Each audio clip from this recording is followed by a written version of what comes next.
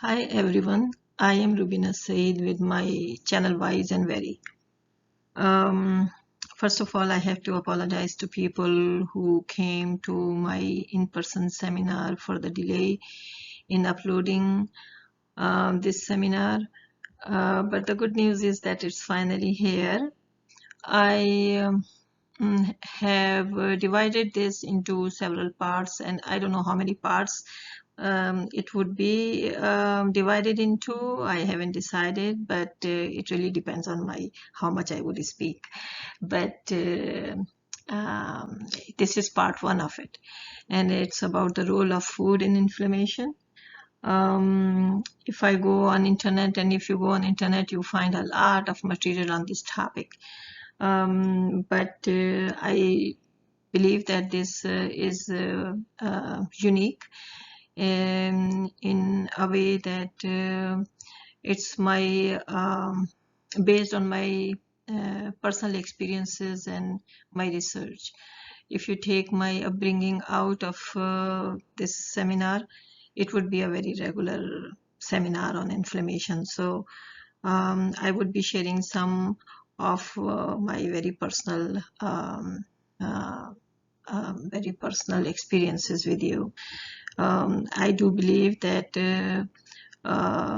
my unique upbringing, which I consider organic now, and I have to say that I would explain it to you in the next few slides. What do I mean by organic upbringing? But the unique combination of that upbringing and my education in USA has given me this unique perspective, which I want to share with you today. Um, um, I believe that if you understand 40%, maybe roughly 40% of this seminar, and if you do your own research on internet and you make necessary changes, you would be healthier in future. So without further delay, I move on.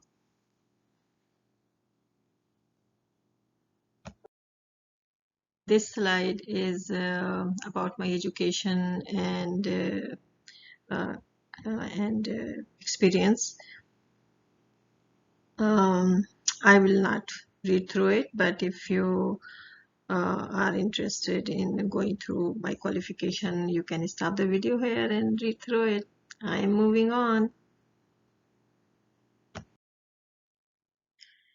These are some of the publication I have selected based on the relevance to today's topic, and you can stop the video and read through it. And the purpose of I'm not going over this is that I like to keep the video short.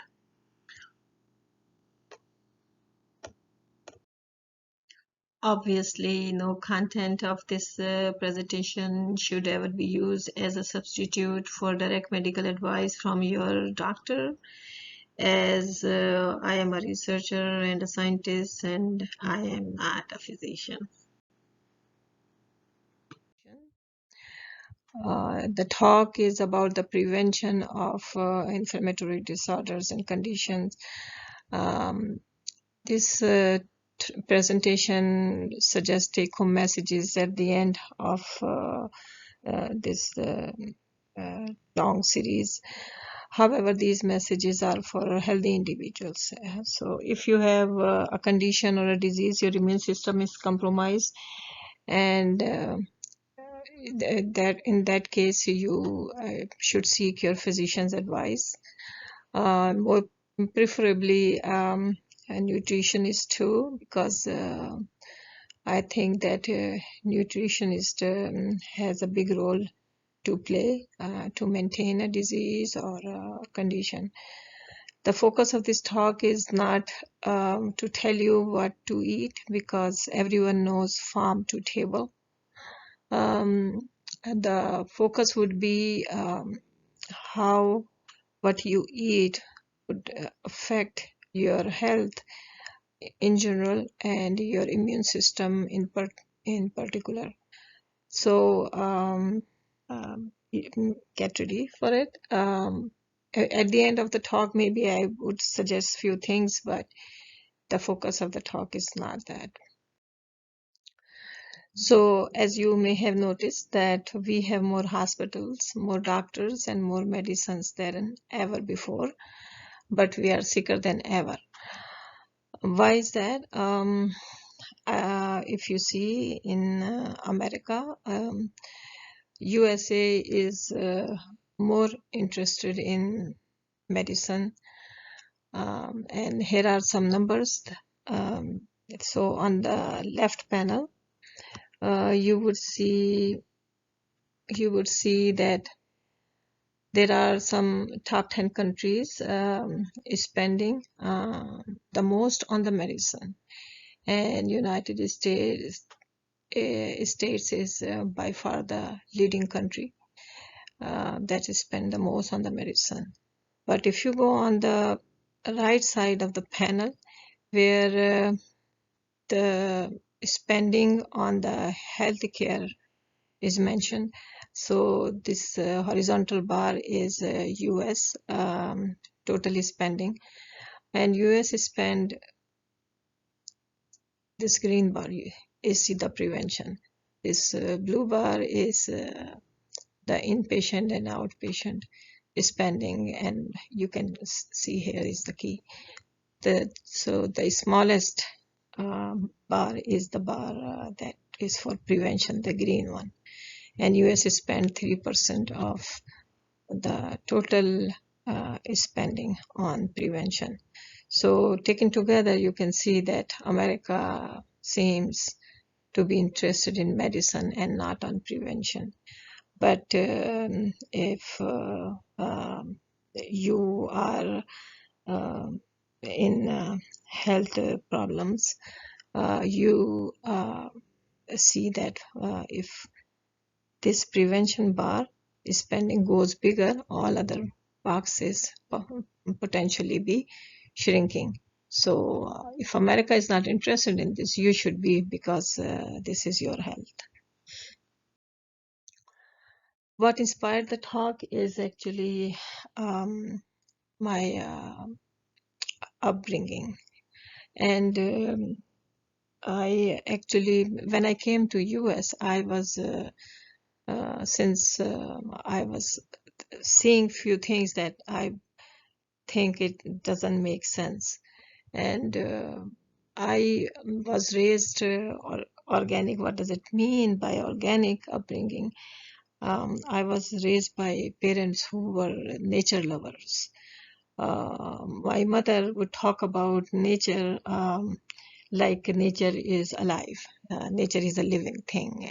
Like if I pluck a flower, and I have no explanation why I did that, she would get angry and she would say, "Why did you do this? You know, this flower was very happy on that branch." So she would use those kind of sentences. So I brought up with that kind of thinking with on the same ground. So my mother would most of the time she mother and father both, they kept us away from industrial food and modern things in general. So my mother would cook at home all the time. My father was a businessman, wholesale. He has a wholesale business, and so there was no crunch of the money. So my mother has a lot of help, but she would always be cooking at home. She would be even making snacks for us at home with brown sugar or honey and dry fruits and nuts, and she would keep all of those in glass jars up on a shelf, and a bunch of those, and we would eat that.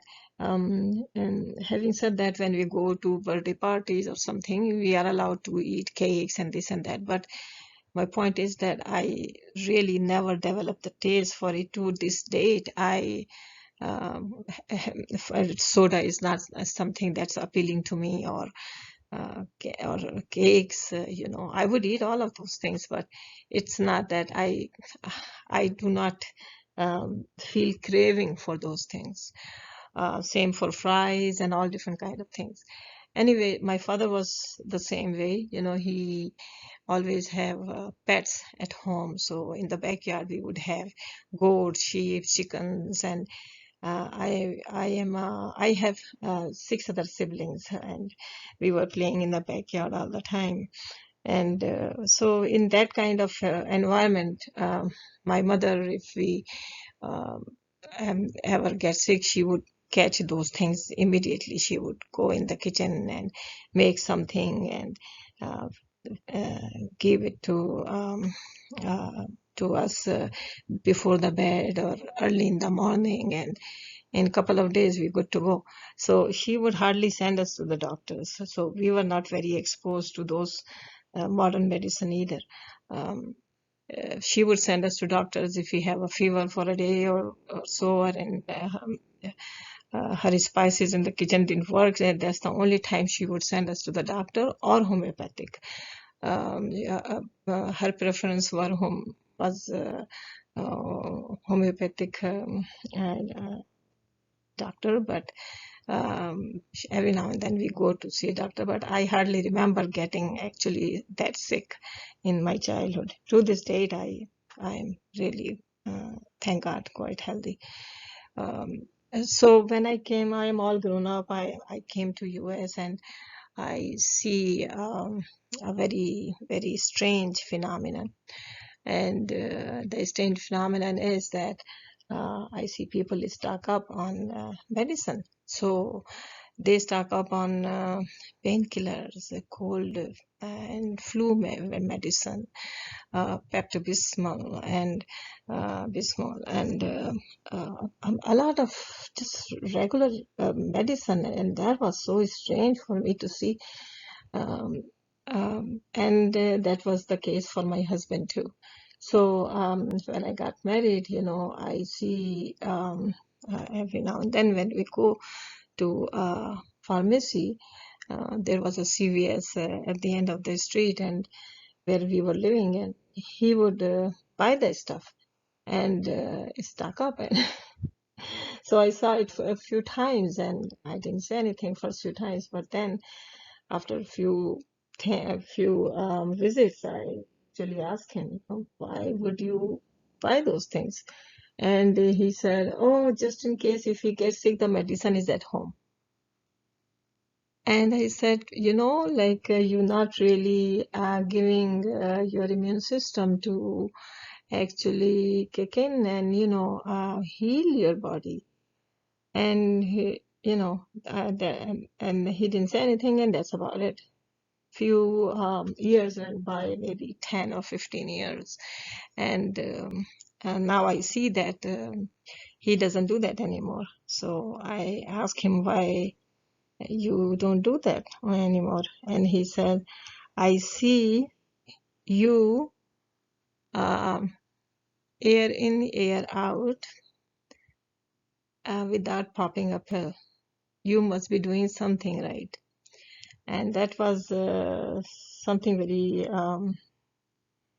interesting to hear, because he finally noticed. He used his observation that I really don't really take any medicine.